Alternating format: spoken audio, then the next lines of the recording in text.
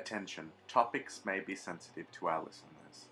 Trigger warning, please be advised this interview may contain conversations that may mention coarse language, sexual abuse, suicide ideation, adoption, depression, mental health disorders, alcoholism, addiction, drugs, political and religious abuse, systemic abuse, domestic violence, bullying. Disclaimer, please note everything discussed is in the speaker's own opinion. Everyone. And everyone loves a hug, so Right. that's one of the I didn't realize how important hugs were until recently. And I think when you have an experience where you don't get to hug often or as much as you want to, I think only then it kind of settles into how important it actually is. And I was having this conversation actually with some young friends of mine, and quite a few of them were saying that they don't do the hugs anymore. And I said in my head, that's really sad. I actually think I said out loud as well, oh, that's actually really sad. But I can't imagine a world where we didn't hug, or to me a hug means so much. And I always wonder about hugs. Too. Is it for me, or is it for the other person, or is it for both? Because my adoptive parents were really great huggers. I'm not gonna lie. They could give the best hugs. My adoptive mother, she was a great hugger. And then sometimes I wondered, who is this for? Because at times she would want me to hug her, and it wasn't consensual, right? So even with hugs, you want to make sure that both parties feel comfortable giving of themselves, because there's physical touch. So people might get quote unquote triggered and take themselves back to a time that they just didn't feel comfortable. So you want to make sure that it's always consensual. But for me, wanting that physical connection just for a brief moment was equated to also wanting death just for a brief moment. Can you explain that a little bit more? Because Yeah. I want to dive further into that, because I'm sure other people are going, and I know what you mean, but I would love for you to, because I understand it. Right. So when I think of death, I think of sleeping, right? And that feeling of going into that deep sleep is so good. So when you're roused from it, it's frustrating. You're like, wait a second, I almost hit my REM. Like, what is going on? But that feeling of just going into that deep sleep feels so amazing. That's the feeling I'm trying to put out there. That feeling of going into REM is kind of like death, but also that feeling of putting that piece of chocolate, and chocolate is just a metaphor. So you could be using anything, putting that piece of chocolate into your mouth and tasting it as it melts into your mouth. That's the equation I give. I feel like that's, for me at that time, that was equal. That's really interesting. You and I have spoken about death quite a lot, actually, and I think it's a topic that comes up very often, and not just with us, but a lot of conversations with a lot of young people have been about death, which is somewhat good in the sense that when I was a teenager, it wasn't spoken about at all. It's good because it is spoken about, but it also concerns me that it is spoken about often.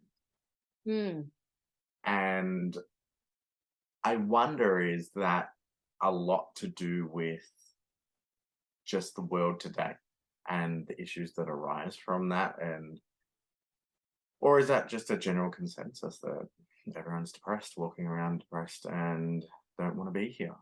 But I think there's a level of depression that everyone has at some point in their life. Yeah, I think you're right, because I think that people are walking around depressed and they don't want to be here, but the fear of the unknown sometimes is stronger than the desire to not be present. Does that make sense? I mean, we don't really know what happens. And whether you're religious or not, it's like you're following something someone has told you, another human who doesn't really know what happens. You're following the works of someone who doesn't really know what happens. So, I think of Christianity and how all these fanatic Christians are like, oh, you know what? I'd rather, I know I'm going to be with the Lord someday. And if you believe in Jesus, you'll also be with me too. And it's funny. I have to say this. My daughter, my oldest daughter, who lives in the Dominican Republic, she got baptized, became a Christian. I support her. I support whatever decisions she makes, but I tell her don't proselytize to me, because if anything, I'm almost Jesus, because I have a master's in Jesus. So I know a lot more about the God stuff than she does right now. But one of the things she said while we were there, and I think this was just kind of sad, but also revealing, she said that she was trying to get her spouse to give himself to Jesus so that when they die, they can be together. And I said, so wait, you're loving your religion more than you're loving the relationship you have with God who gave you this person. And it took her a second to think about what I was saying. And I said to her, too, I said, you can't love your religion more than you love the person you are desiring to spend the rest of your life with. You have to love them more than your desire to go to heaven. Right? So say I'm Christian, my spouse is not.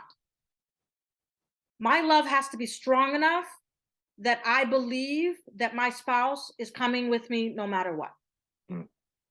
My love has to believe enough for them to be part of it.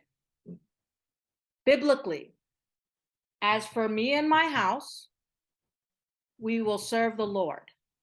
This is saying that the master's house love is strong enough to cover the whole family, whether they believe or they don't. And that's coming straight from the Bible. So to take me back, I just think about how we were talking about death. A lot of times we just don't know what death is going to look like. We like to think we do, but we don't. And sometimes that fear is what forces us to attach to different religions and beliefs. And at the end, we still don't know. So why are we hanging on to this idea that all is lost, all is found, right? The desire to be dead, the desire for death, but also the desire to be alive enough to have a hug. It is juxtaposition. It is what life is.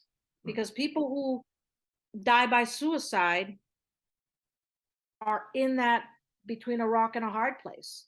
Their desire is so strong for someone to hear them out, but it's also so strong for them to be done. I have to evolve, Vin. I have to become a better person. And I'm not saying I was a bad person, but I have to continuously become a better person for the people I love.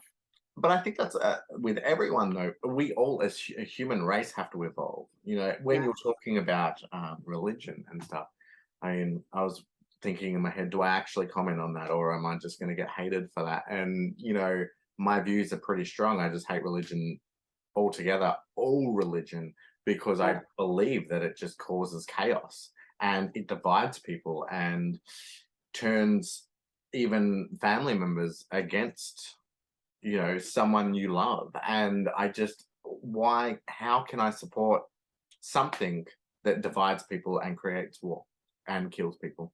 I think people kill people. However, it's also what drives them to kill people. In saying that, when something goes wrong or someone's sick, or everyone turns to some form of prayer to someone. Yeah. And I think it's important to have a belief in something and a hope in something. I don't think it's right for people to tell others what to believe and who to Right. believe in. Right. That should be freedom of choice. So for me, I just normally stay out of religion talks and all that because it's just not my thing. And I sometimes get over the inboxes where people like to tell me that they're going to pray the gay out of me. And I just like every now and Yeah. then. Yeah. And I just think I wouldn't disrespect you and say comment about your life. So fuck off and leave me to deal with mine. Exactly. And it's interesting that you say that because I have people in my inbox saying things like, "Oh, I'll pray for you." I'm like, "Good. I could use an extra prayer." Like, I kind of turn it into, you're the one who's doing it. Hey, you can also pray for me to win the lottery, because if I can win the lottery, then I can send you some money and maybe you'll stop being such a bitch. Like, who knows? It's what the situation will be. It's But so true though. Like, I mean, I just love how people think they can just have an opinion on your life without even knowing you. And but it's funny because the strangers are normally the ones that affect us the most, right? exactly, and they shouldn't. That's the thing. That's I know. where I'm at. I think you're getting there too, where you're just like, who fucking cares? Like, why are we even having this conversation? Like, you know what I'm saying? Yeah. Like, It's yeah, like it's the rubbish in your mind that you need to take out. It's the trash that you need to take out of your mind, and it's the amount of trash that we keep in there is ridiculous. So we just need it to. takes up so much of our space. And the thought that we only use less than 10% of our brain, I can't even believe that. I'm like, Yeah, it's crazy. I was random, but I just thought that was an interesting component to just how our brains function, and yet we're allowing 8% of that to hold hatred and trash and views of other people. We're allowing that to take up space and compartmentalize itself in our brains when we could be freeing ourselves by having these conversations, by saying fuck it all and let's live. We should say no more often. We should say go fuck yourself more often. We should do things that allow us to live our life to the fullest, to live our best life, because the truth is, death, chocolate, same thing. Mm-hmm. That was deep. I would love to talk about it. You can tell me to fuck off, but this is pretty deep, and I'd love to talk about this with you because this is something that needs a different perspective completely from the male perspective. And I want to talk about, and tell me again if it's too personal, adoption and sexual abuse. Okay. And what or how you dealt with it. And where to put it.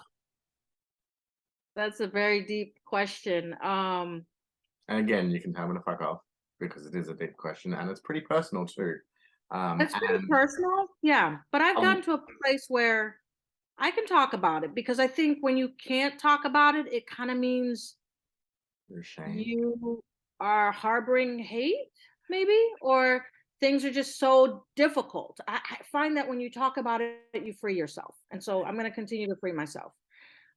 With me, So the I reason why I find say that, ashamed, because I think sometimes with me, I still feel ashamed sometimes. So right. sorry, continue. And I still feel ashamed. But one thing I started doing, and I think this was like 2 or 3 years ago, is that when I meet a new person, or I have a friend, or we're playing chess, or we're playing tennis, I'm like, yeah, so when I was sexually abused as a child, like, I'll just throw that in there so that they get the whole of me. And then that opens them up to saying, yeah, my sexual abuse happened when. And one thing I've been told, and told by you too, and by a lot of adoptees and a lot of other people, is that I'm super open. I'm an open book.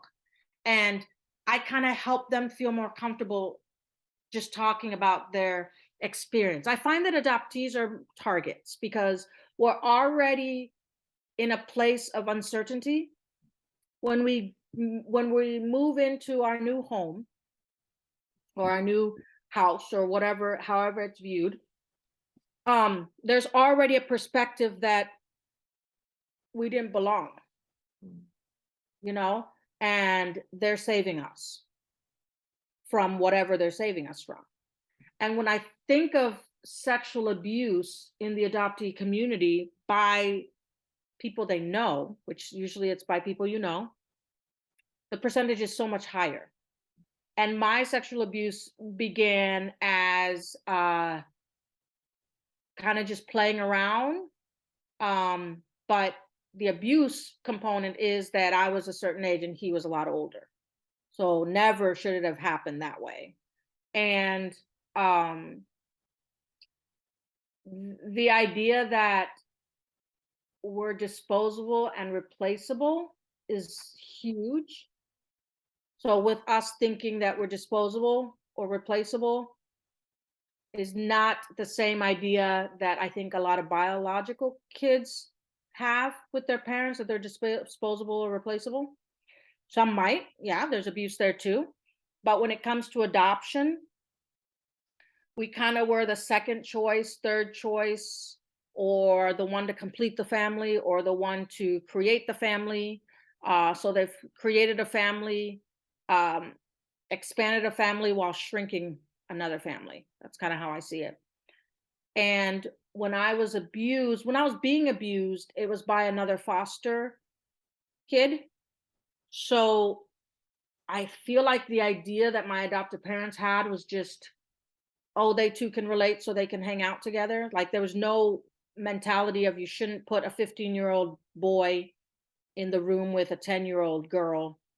That idea just wasn't there. And that was more the American mentality, because my daughter's parents were the ones who caught on that I was being abused. So my daughter's parents knew me when I was 5. My oldest daughter's parents. This is how that all comes together with me ending up raising her. And that's in one of my books called Who Is Your Larimar? And I started getting abused at a very young age, and it just started as, fun game and dance. And next thing you know, we're like kissing, but I didn't really know. It wasn't like, oh, we're 5 years old. Both of us are 5 and we're just like pecking. It wasn't that. It was the dude was 12. I was 8. And, age goes, it continues because he stayed with us for several years. And it did get to full out rape, but it was never a hold you down, hurt your throat, smack you, pinch you. It was never any of that physical violence. It was always this quote unquote tender shit, which was more confusing, right? Which is why I said, the whole Pandora's box opening and there's no return. But it was still abuse all along, no matter how it was done, it was still abuse. And oftentimes people, uncles, aunts, cousins, whatever, a lot of times that is done in a quote unquote nice way, as I feel like, whether it's conscious or not, but as a means to confuse you more. Because when people think of rape, they think of people holding a gun to your head and making you do stuff. That was not my experience at all. Due to the experience I had, I was abused in a lot of other ways at school. I was abused by girls, people who were supposed to be my friends, my age, but I didn't know how to react to it. I had this amazing math teacher that we totally worshiped because she was excellent at math. She helped. I was so stupid at math. I still didn't get it, even like after she helped me like a million times. I was still like, I don't understand how to add fractions. So I literally was like, fuck this shit. When am I gonna need to? And then now as an adult, I'm like, this is the easiest shit ever. Like, no, like it's easy. Like I have a degree to teach math up to the 8th grade. What? So obviously I'm not that stupid, right? But this math teacher's daughter was being abused by her biological father. And then expressing it or playing it out on me. And we were same age. I may have been a year older than her even. But she would do the meanest things to me. And yet, like, she would pinch me under the table at school. She would kick me. She would punch me. She would twist my arm so badly. And yet on the weekends, I was like, can I go to your house to play? Like, because, and I laugh at that. And that's, again, that's part of the perks of being an adoptee. I look back and I think, oh my God, I was in the most abusive environment. And yet I still went back because she was still nice to me at times. We still would eat together at her mom's restaurant. I slept over at her house once a month and we had fun, but it wasn't at the house that I was abused. It was at school. So I found it really interesting that maybe she felt safe at home, but then for some reason at school she didn't. And then she put that abuse on me and she acted out. And with the guy who abused me, he was nice to me. He was like as a Black Haitian woman, I was looked at, as a Black Haitian kid, I was always looked at as, some dirty, trashy person who was ugly, and the list goes on and on. But he was nice to me. And so in my mind, I'm thinking, if I don't let him do these things, he's not going to be nice to me. Even with my friend at school, if I don't let her do these things to me, she's not going to be nice to me when I go to her house or when she comes to my house. I found her on Facebook and I was like, I didn't talk to her, but I'm tempted to be like, hey, fucking bitch, like, just spit it out there. A couple of years ago, I think you saw this on my Facebook page where I named my abuser. I just put it out there. And then people started doing that, commenting and doing it. There's some kind of freedom there. Power. You're taking Power. back I'm taking that back, control. that power. Yeah. And I wish I could say he was mean, because then I feel like this is where shame comes in. Then I feel like I have a right to be mad. But he wasn't mean. He was so fucking nice to me. I feel like that And makes yet it 10 sexually times abused me. worse, doesn't it? Yeah. Yeah. And she was so fucking nice to me at her house. I mean, she was nice to me at my house. She came over to my house. But every time I would come home with bruises and stuff and explain to my mom what happened, she'd be like, oh, she's just playing. But it was so much abuse. I mean, I tell my wife sometimes, I'm like, how am I still alive at 44? How am I still alive? And there are times when I don't take my meds that I sit in the car and I'm crying and I'm like, why am I still alive? What is it about me that makes me still alive? Why am I still alive? And I feel blessed that I am. And I'm also upset that I am. And I'm also sometimes wondering what else I could have done positively in this time period. What could I still be doing? And then with Yamal, he's my life. He's my lifeline. And, I guess that's why I had the feelings I had with our other conversation. But that lifeline being, look, it's almost like God or something keeps giving me these opportunities to thrive.